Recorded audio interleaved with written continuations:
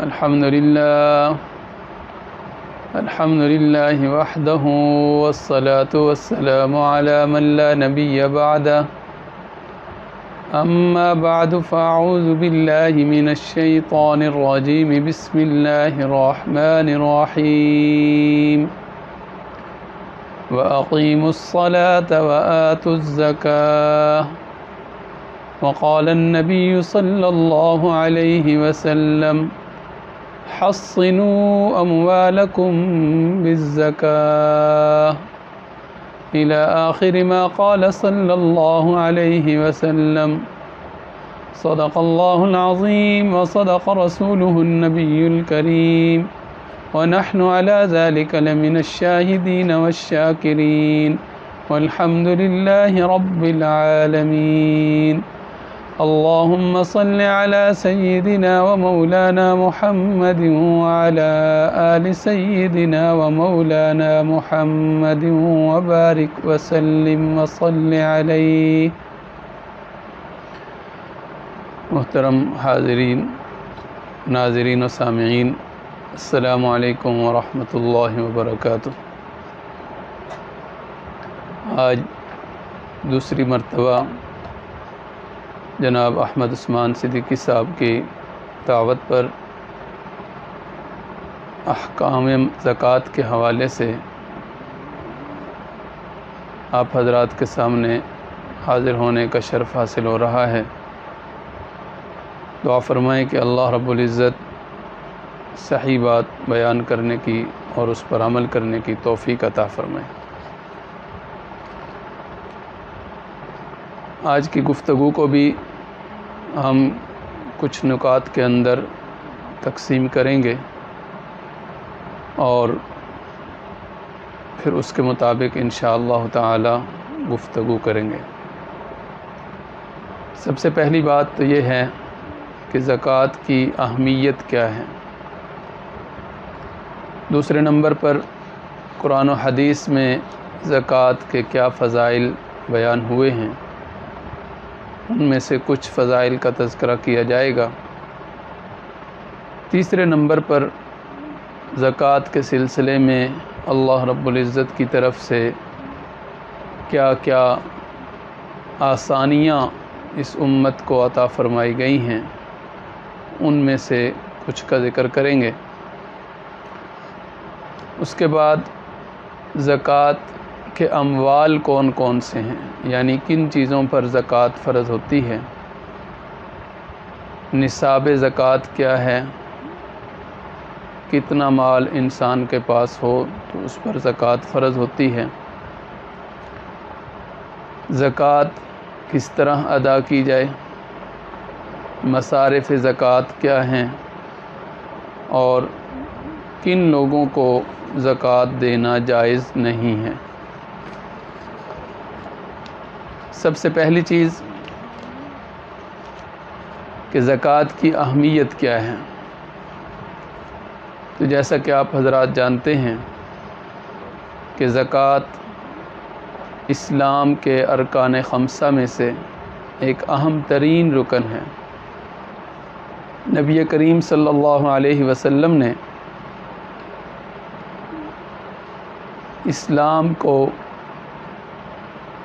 اسلام کا دار و مدار جن چیزوں پر قرار دیا ہے ان میں سے ایک چیز زکوٰۃ ادا کرنا ہے.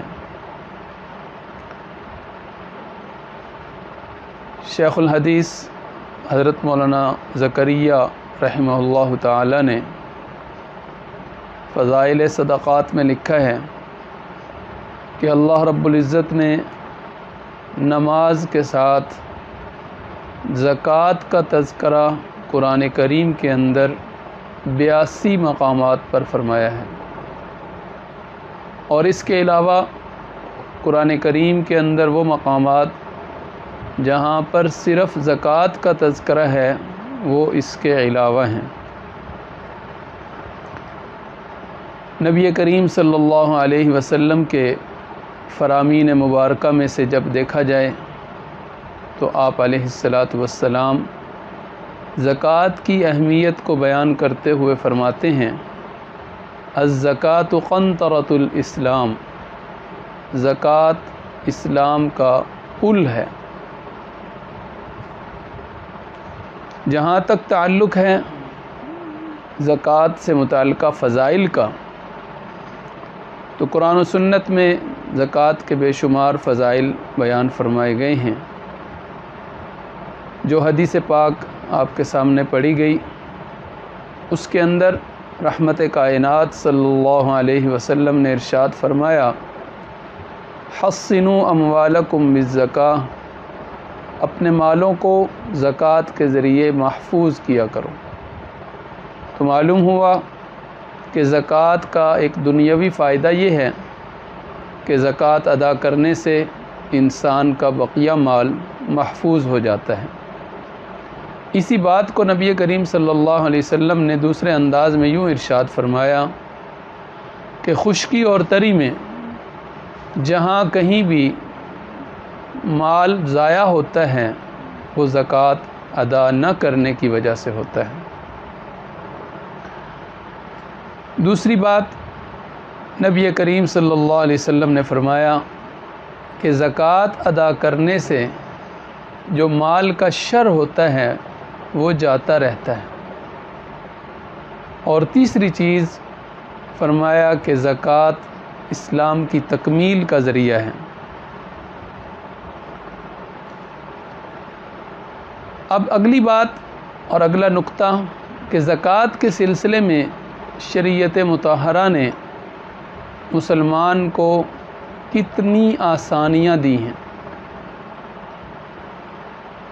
عبادات اسلام میں سے نماز ایسی عبادت ہے جو ہر روز ہر مسلمان مرد و عورت پر 5 وقت فرض ہیں۔ رمضان المبارک کے روزے ہیں، وہ سال میں پورا 1 مہینہ ادا کرنے ہوتے ہیں، اور وہ بھی ہر مسلمان پر فرض ہیں۔ لیکن زکوٰۃ ہر مسلمان پر فرض نہیں ہے، بلکہ مالدار مسلمان پر، جس کو شریعت مالدار سمجھتی ہے، اس پر زکوٰۃ فرض ہے۔ پھر یہ کہ مالدار مسلمان کے پاس جو کچھ ہے اس سب پر زکوٰۃ فرض ہو، ایسا بھی نہیں ہے، بلکہ کچھ مخصوص چیزیں ہیں جن پر زکوٰۃ فرض ہے، ان کا بیان آگے آئے گا۔ تیسرے نمبر پر ان مخصوص چیزوں کی بھی ایک خاص مقدار ہے جس پر زکوٰۃ فرض ہوتی ہے، اس سے کم مقدار میں زکوٰۃ فرض نہیں ہوتی۔ پھر زکوٰۃ سال میں 1 دفعہ فرض ہوتی ہے، یعنی سال گزرنا بھی ضروری ہے۔ پھر اس سے بڑھ کر آسانی یہ دی گئی کہ پورے سال میں انسان نے جو کچھ کھا لیا، خرچ کر لیا، اس کی زکوٰۃ نہیں ہوگی۔ پھر اس سے بڑھ کر آسانی اللہ تعالیٰ نے یہ عطا فرمائی کہ سال کے بعد بھی یہ نہیں فرمایا کہ آپ نے پورا سال کھل کے اپنی ضروریات، اپنی آسائشیں، اپنی گھر والوں کی راحت و آرام کی ساری ضروریات مہیا کر لی ہیں، اب سال کے بعد آپ کے پاس جتنا کچھ بچ گیا ہے وہ سب اللہ کے راستے میں دے دو، بلکہ نہیں، پھر فرمایا کہ 100 میں سے 97.5 کے مالک تم ہی ہو، 2.5 روپے میرے نام پر خرچ کر دو۔ تو یہ وہ آسانیاں ہیں جو اللہ رب العزت کی طرف سے ایک مالدار مسلمان کو عطا فرمائی گئی ہیں۔ جہاں تک تعلق ہے اموال زکوٰۃ کا، یعنی کون سی چیزیں ایسی ہیں کہ جن کے اوپر زکوٰۃ فرض ہوتی ہیں، تو وہ صرف 4 چیزیں ہیں۔ نمبر 1 سونا، خواہ کسی بھی شکل میں ہو۔ نمبر 2 چاندی، کسی بھی شکل میں ہو۔ نمبر 3 سامان تجارت، کوئی سا بھی ہو۔ اور نمبر 4 نقد رقم، یعنی کرنسی کسی بھی ملک کی ہو۔ اب سونے کی وضاحت کی ضرورت نہیں ہے، آپ حضرات جانتے ہیں، چاندی کو بھی سمجھتے ہیں، کرنسی کو بھی سمجھتے ہیں۔ سامان تجارت کے بارے میں یہ بات ذہن نشین فرما لیں کہ سامان تجارت ہر اس چیز کو کہا جاتا ہے جو آپ نے بیچنے کی حتمی نیت کے ساتھ خریدی ہو، لہٰذا جو چیز خریدتے وقت بیچنے کی نیت نہیں تھی وہ مال تجارت شمار نہیں ہوگی۔ اب ان چار چیزوں کا، یہ چار چیزیں ایسی ہیں جن کے اوپر زکوٰۃ آتی ہے۔ اب اس کے علاوہ باقی جتنی بھی چیزیں ہیں وہ زکوٰۃ کے نصاب میں شمار نہیں ہوتی۔ اب ان چار چیزوں کا نصاب کتنا ہے؟ تو پہلے نمبر پر سونا ہے۔ اگر کسی شخص کے پاس صرف سونا ہے، نہ اس کے پاس چاندی ہے، نہ نقدی ہے، نہ مال تجارت ہے، تو ایسے شخص کو شریعت اس بات کا پابند کرتی ہے کہ اگر اس کے پاس 7.5 تولے سونا ہوگا تو اس پر زکوٰۃ ہوگی، ورنہ زکوٰۃ نہیں ہوگی۔ نمبر 2، کسی کے پاس صرف چاندی ہے اور کچھ نہیں ہے، یعنی نہ اس کے پاس سونا ہے، نہ نقدی ہے، نہ مال تجارت ہے، تو شریعت کی طرف سے یہ حکم ہوا کہ 52.5 تولہ چاندی اگر آپ کے پاس ہے تو پھر آپ کے اوپر زکوٰۃ ہوگی، یعنی آپ صاحب نصاب شمار ہوں گے، شریعت کی نظر میں آپ مالدار شمار ہوں گے۔ تیسری چیز، اس تیسری صورت میں پھر وہ بہت سی صورتیں بنتی ہیں کہ جن میں ایک سے زائد چیزیں کسی انسان کے پاس ہوتی ہیں، یعنی سونا بھی ہے، کچھ چاندی بھی ہے، یا سونا ہے، کچھ نقد رقم ہے، کچھ مال تجارت ہے، یا اسی طرح چاندی ہے، نقد رقم ہے، مال تجارت ہے، یا صرف نقد رقم ہے، یا صرف مال تجارت ہے، تو ان ساری صورتوں میں نہ 7.5 تولے سونا کا اعتبار ہوگا اور نہ 52.5 تولہ چاندی کا اعتبار ہوگا، بلکہ 52.5 تولہ چاندی کی قیمت کا اعتبار ہوگا۔ سونے اور چاندی کی قیمتیں روزانہ تقریباً بدلتی رہتی ہیں، تو جس دن انسان کو حساب لگانا ہے اس دن کی چاندی کی قیمت معلوم کر لی جائے کہ 52.5 تولہ چاندی کی قیمت کتنی بنتی ہے، تو جتنا سونا ہے اس کی قیمت دیکھ لی جائے اور جتنی چاندی ہے اس کی قیمت دیکھ لی جائے، پھر اس کے بعد جتنی نقد رقم ہے اس کو شامل کر لیا جائے، جتنا سامان تجارت ہے اس کی قیمت لگا لی جائے۔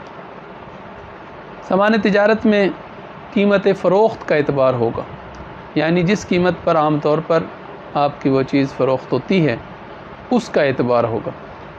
سامان تجارت میں بہت ساری چیزیں ایسی ہوتی ہیں جن کی قیمتیں فکس ہوتی ہیں، تو ان کی قیمت فروخت کا تو کوئی اس میں کیلکولیٹ کرنے میں پریشانی نہیں ہوتی، لیکن کچھ چیزیں ایسی ہوتی ہیں کہ جن میں مقرر قیمت نہیں ہوتی، دکاندار گاہک کے ساتھ ڈیلنگ کرتا ہے اور پھر جہاں پر وہ دونوں متفق ہو جاتے ہیں وہ چیز فروخت ہو جاتی ہے۔ تو ایسی چیزوں کے بارے میں تھوک ریٹ جو ہوتا ہے وہ اس کو شمار کیا جا سکتا ہے، یا اگر کسی کا کاروبار بہت بڑا ہے اور اس میں چھوٹی چھوٹی چیزیں زیادہ ہیں تو اس سلسلے میں تخمینی قیمت بھی لگائی جا سکتی ہے کہ اگر اس ساری دکان کو اکٹھا فروخت کیا جائے آج تو وہ کتنے میں بکے گی، تو اس کا مجموعی جو ریٹ ہے وہ سارا اکٹھا کر کے اس پر پھر زکوٰۃ ادا کی جائے۔ آخری 2 باتیں ہمارے پاس باقی ہیں کہ زکوٰۃ کس طرح ادا کی جائے۔ زکوٰۃ ادا کرتے وقت جیسے میں نے عرض کیا، جتنا آپ کے پاس سونا ہے، جتنی چاندی ہے، جتنی نقد رقم ہے، جتنا سامان تجارت ہے، ان سب کو کیلکولیٹ کر لیں، اپنے پاس لکھ لیں۔ جتنے آپ نے قرضے وصول کرنے ہیں لوگوں سے وہ اس میں شامل کر لیں، جتنے قرضے آپ نے لوگوں کے ادا کرنے ہیں وہ اس میں سے منہا کر دیں۔ اگر آپ نے کمیٹی ڈالی ہوئی ہے تو اس سلسلے میں یہ بات سمجھنی چاہیے کہ اگر آپ کی کمیٹی نکل چکی ہیں تو پھر اس کی بقایا قسطیں آپ کے اوپر قرض ہیں وہ آپ منہا کریں گے، اور اگر آپ کی کمیٹی نہیں نکلی تو پھر آپ کی جمع شدہ جو قسطیں ہیں وہ آپ اس کے اندر شامل کریں گے۔ تو اس طرح یہ ساری رقوم شامل کرنے کے بعد، قرض منہا کرنے کے بعد جتنی رقم آپ کے پاس بچتی ہے، جو مالیت بچتی ہے، 52.5 تولہ چاندی کی قیمت کے برابر اگر یہ پہنچتی ہے اور سال اس پر گزر چکا ہے تو آپ صاحب نصاب ہیں، اور آپ کو اس کو تقسیم کرنا ہے 40 کے اوپر، اور اس طرح آپ 2.5% کے حساب سے زکوٰۃ ادا کریں گے۔ یہاں پر یہ بات سمجھنی چاہیے کہ زکوٰۃ قمری مہینوں کے اعتبار سے ادا کی جاتی ہے۔ اگر کسی کو قمری مہینہ یاد نہ ہو تو وہ کوئی ایک مہینہ فکس کر کے اس کے ساتھ ہر سال پھر اسی طرح زکوٰۃ ادا کرتا رہے، اور اگر شمسی مہینوں کے اعتبار سے زکوٰۃ ادا کرنا چاہیں تو پھر 2 روپے 60 پیسے کے حساب سے زکوٰۃ ادا کی جائے گی۔ مصارف زکوٰۃ سے متعلق قرآن کریم نے بڑی وضاحت کے ساتھ واضح فرما دیا ہے کہ فقراء، مساکین، عاملین اور مقروض لوگ اور اللہ کے راستے میں مجاہدین اور مدارس اسلامیہ، یہ لوگ زکوٰۃ کے مستحق ہیں۔ آخری چیز کہ کن لوگوں کو باوجود استحقاق کے زکوٰۃ نہیں دی جا سکتی، تو اس میں سب سے پہلے تو سید ہیں ہاشمی لوگ، نمبر 2 والدین، دادا دادی، نانا نانی، ان سب کو اوپر تک آپ زکوٰۃ نہیں دے سکتے، ہاں اور دوسرے عطیات وغیرہ سے ان کا تعاون کر سکتے ہیں۔ اسی طرح اولاد ہے، اولاد کو بھی زکوٰۃ نہیں دی جا سکتی، میاں بیوی بھی ایک دوسرے کو زکوٰۃ نہیں دے سکتے۔ اور زکوٰۃ کے اندر ایک بڑی اہم چیز یہ ہے کہ مالک بنانا ضروری ہوتا ہے، تو لہٰذا جس چیز کے اندر مالک بننے کی صلاحیت نہ ہو تو اس کو زکوٰۃ نہیں دی جا سکتی۔ مثال کے طور پر مسجد ہے، قبرستان ہے، جنازہ گاہ ہے، کوئی بھی کسی بھی چیز کی تعمیر ہے، رفاہی کام ہے، تو ان کے اندر میت کو کفن دینا ہے، اس کی تجہیز و تکفین کرنی ہے، تو ان چیزوں کے اندر بھی زکوٰۃ ادا نہیں کی جا سکتی۔ زکوٰۃ سے متعلق بہت ہی مختصر اور بنیادی باتیں آپ حضرات کے سامنے عرض کی جا چکی ہیں۔ دعا ہے کہ اللہ رب العزت جو کچھ کہا گیا اس کو قبول فرمائے۔ ڈھیروں چاہتوں، محبتوں، دعاؤں کے ساتھ آپ سے اجازت چاہتا ہوں۔ وآخر دعوانا ان الحمد للہ رب العالمین۔